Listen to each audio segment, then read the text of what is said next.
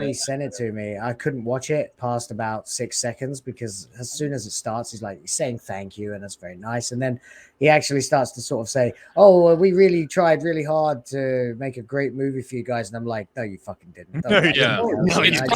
It's I just immediately turned it off. I stand it. I could believe that he personally maybe did, but everybody on team no. Yeah, no, I mean, maybe he. I was torn between feeling really sorry for him and wanting to call him a great big fucking liar. So yes, I was asking Coach about this earlier. Do you think he's being legitimate at all in his little thank you message? He was reading off the teleprompter. Shout out to my friend Phil, by the way, for sending that to me. What are we talking about? Now he's whining like a little lady. Make a fucking great movie and satisfy our fan desire of seeing Indy back. I mean, the whole generation of people who went into archaeology and studied ancient aliens and all that shit because of this guy, and all of a sudden he feels sorry because he accepted that paycheck and betrayed his own fans, his own character, his own franchise. And I feel sorry for George Lucas. That guy is a fucking genius. He sold this product to these cannibals, and all of a sudden they are cannibalizing and they're kind of milking the cow. And now he's going and reading the teleprompter like an old guy. Thank you for making. You're not Tom Cruise. You didn't make a great movie. It's not necessary to say the thing because we're fucking upset. We're not seeing this movie. We hate you. And it's this old grumpy lost soul. Is this the way you wanna be remembered by your fans? Because in a couple of years, he's gonna say goodbye to the world, and all we'll remember is that you get the paycheck and you betrayed your fans. Thank you, Harrison. At least Christopher Lee went out like a G playing Saruman. Even though the Hobbit had issues, at least you could appreciate his Saruman was even more on point than back when he did. Saruman was a fucking genius character. It was beautiful to watch, and Christopher Lee went with grace. He's one of the great characters. Dude, this video of Harrison Ford. There's a lot of negativity going on right now, so I want to at least say something positive. Does anyone else notice how green his fucking eyes are? It's actually I was going to say that too. Been that way, he's got like those kind of blurry irises now that happen when you get really old. This video looks like when they play on airplanes when they're telling that, or they have a lot of light. It goes to show how amazing they de-aged him when you look at him here versus him in the movie. He looks like he was de-aged in the movie in the modern scenes. Well, let's watch this clip, and then Cassie, you could say what you got to say. All right, let's watch this because I actually haven't seen this, so let's play. For more than 40 years, I've been honored to be. Thank you for flying United Airlines. Jones. Oh, Every wait, the moment music. Of this adventure has been made for you, the fans. Good old copyright. It's been one of the greatest joys of my career. Thank you for welcoming the man with the hat into your lives for generations. Just to piggyback off that though, really quick, it is like what Coach said too. These movies inspired so many different IPs that were created from the idea of Indiana Jones, right? Like if I'm not mistaken, too. Uncharted, that's what I was gonna say. Uncharted was one of the biggest ones. Tomb Raider 2. There is so many IPs that respond from this. Chris Pratt role ever. Chris Pratt, you're not lying. Meant the world to me to share Indy with all of you. I'm telling you, this looks like an airline video. Movies. Make sure your bag fits under your chair, bro. Like you can even see the teleprompter reflection on his eyes. I do find it ironic that he's also he's like thanking the fans here because I'm almost positive him and everybody else were calling fans racist at some point. Didn't he come out and say something along those lines at some point? Harrison is the type of person that honestly, for the longest time, everyone's known he is the type of narcissistic person that in reality doesn't really care much about the people that watch his movies. Most of it he just goes in there, does his job, gives a crap because it's part of the job, but then after it's done, like the man doesn't want to be in interviews or anything. He just does them because they're paying him to do it to promote the movie. And I've seen it. I don't know if I'd call that narcissistic. Like I can respect that. I mean, I get what does seem like a hostage video, though. It's you have to take into account this is a man that's been mega famous for a very long time. That will wane anybody realistically. I have to wonder what like what he's going through in his life to feel as though he needs to do these types of movies now in his 80s. Yeah, it's kind of like strange. You know, I could see you taking like little roles here and there, but like, why does he feel he needs to be Indiana Jones in 2023 at the age of 80? I like, have a theory. I think it's the torch to. I think someone's got something on him. I don't know.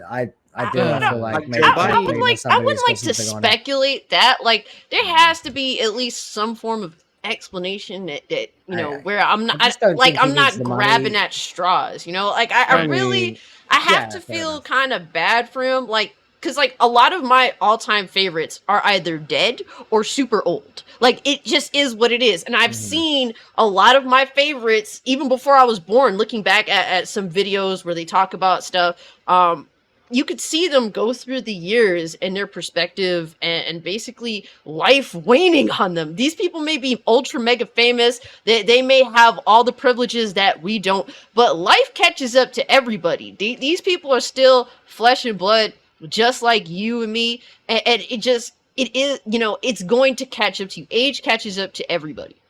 Is this bounding by any chance? Like, this is the most aggressive title I've ever seen. Like, I could read this in an angry voice and just go, James Mangold derides fans as divisive for not liking his deconstruction of Indiana Jones. You gotta appreciate the hustle. Come on. I absolutely love it. I love how John F. Trent is doing his absolute damnedest to become the next John Nolte. Absolutely. I have no idea who that is. I love the condescending tone. You think this is as aggressive as it gets? Is there a requirement to go to rounding to be named John? Like, if you think this is as bad as it gets, like John Nolte will make a headline that's like child molesters at Disney say blah blah blah. Like that's how he rolls. Well, at least, you know, knowing John Trent, at least there wasn't a Bible quote in the title. So yeah, the best one is there one at the bottom. Let me see. Drum roll, please. I feel like it should be coming. I don't know. Look at. Don't worry, there'll be a Bible verse at the bottom of the page. No, 3-4 years ago, they never ever went down that route. It was after Rings of Power where they started quoting like Lord of the Rings like it was scripture, and ever since then they're like they're backing everything else up with Catholic crap. What is Lord of the Rings scripture? I need to know so bad. We're getting into some dangerous territory though, so let's just go ahead and read through the article. But I'm serious. What is Lord of the Rings scripture? So apparently he did say that though. He called fans divisive for not liking I guess his version of Indiana Jones. This guy has his work in itself is divisive. Like, you chose to make a divisive work, and then it's like all these other motherfuckers, like with The Last of Us Part 2. You chose to make a divisive video game, and then you're crying that you divided or made people like aggressive with how you chose to make a divisive piece of entertainment. Yes, exactly. Yeah. Don't blame us. It's the Ryan Johnson thing. Living off doing divisive shit, but then they lean into it like, yeah, that was divisive, wasn't it, motherfucker? And that makes it fun and funny. But these guys get actually upset when people are divided over them making divisive shit. Yep. These people kill off Luke Skywalker and then get surprised everybody gets mad. Yeah, it's like Mangold. He goes up to Kathleen. He's like, "Hey, check this out. I'm gonna throw an active grenade into a fucking franchise. It's gonna be really funny." And when everyone gets angry because they got their limbs blown off, we can just blame them for being bigots. Fucking hell! You know what I just thought of? Kathleen Kennedy makes movies like how I used to play Sims, where you intentionally would torture them for your yeah, you put them in a room with an oven that doesn't work, and you delete the doors. So the funny thing is, like Mangold, because like you turn around in the theater to try to leave, and you find a brick wall. No, guys, the whole place is on fire. It's because the expectation is that when they make a divisive film, they want to convert you to their side, and when you don't do it, of course, they lash out. It just doesn't work. And Mangold as twice lied. I've got a video coming out about it, I think later today. The first that I saw was he lied about the ending.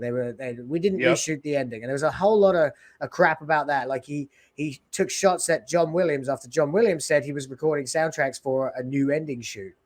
And then he's like, "Oh no, John Williams doesn't know what he's talking about. He's mistaken." And then, like in the same breath, like a little bit Didn't he later say on, he's this is on old? Not Twitter, only he's mistaken, he didn't then he say he said, was old? "Yeah, he said he's old and mistaken." And then in like the next tweet, he said, "Oh no, he's fully informed."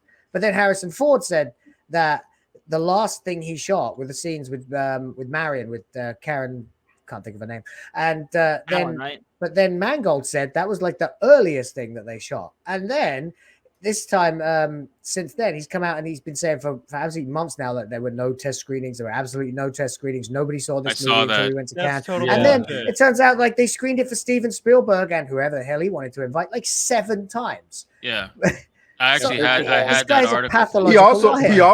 He also said there was no version of the movie where Phoebe Waller-Bridge replaced Indiana Jones, and we found out. No, that's bullshit. And now there's no way. yeah. You can't trust. Literally, the version that released, she replaces fucking Indiana Jones. Well, they probably wanted to try it out, but it's not going to happen. And you know, Cage, I wanted to say this at some point, but with possible theories as to why Harrison even showed up in this movie. Is most likely, and again, this is everyone on the chat. Please know this is a theory of mine, and unlike Doomcock, I am not going to make a fucking video about it to leech viewers. Okay, I'm going to say it here. You should though. You really should. I mean, at this point, I'm already diving into Witcher and that fucking pond, and I don't want Dragon versus cock. Let's go. Dragon versus cock. That's like the gayest video title I've ever heard.